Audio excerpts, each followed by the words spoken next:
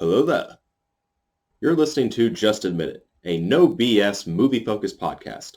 I'm your host, Evan, and before we begin, I want to tell you that Just Admit It is part of EvCo Productions, where we create and release short films, ebooks, podcasts, and so much more.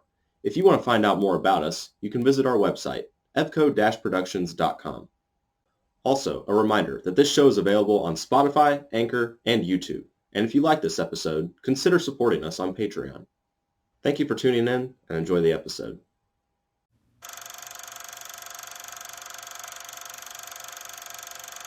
Today, I want to introduce to you the way I rate movies. This is because I think the way I rate movies sets the tone for how I talk about them. There are a lot of ways that film lovers can choose to rate movies. For example, Rotten Tomatoes and Metacritic have a scale going from 0 to 100. IMDb has a scale that goes from 1 star to 10 stars, which is basically the same thing but on a smaller scale. Chris Stuckman uses letter grades. Siskel and Ebert used thumbs up and thumbs down. It goes on. Now, what is the problem with most of these rating systems?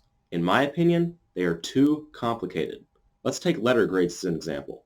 If you were taking a multiple choice test in school, that test has objectively correct answers. The letter grade you receive on that test is not debatable. Movies don't work like this. Like any medium of art, it's all opinion. One person's A+ is not going to be the same as another person's A+. But more than that, I dare say that most people, even those who really love movies, haven't ever given enough thought to the consistency of their ratings. One person's A+ might not even be the same as a different A+ given by that same person. Every movie has a million factors that can and should be debated between cinephiles. But for the sake of simplicity and consistency, when actually applying a rating to a movie, what ultimately matters? Just one question. Did you have a good time? Did you enjoy yourself? If you could go back in time, would you watch it again?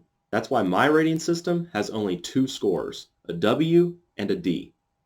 W stands for watch, meaning I enjoyed watching it and I would recommend it to other people.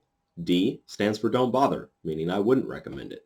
There's no middle ground because there doesn't need to be a middle ground. You either like a movie or you don't. If you only liked a few certain things about a movie, it means you have to decide if you think those few things make it worth watching the whole movie or not. Keep this simple, convenient rating system in mind as I talk more specifically about movies in the future. See you next time.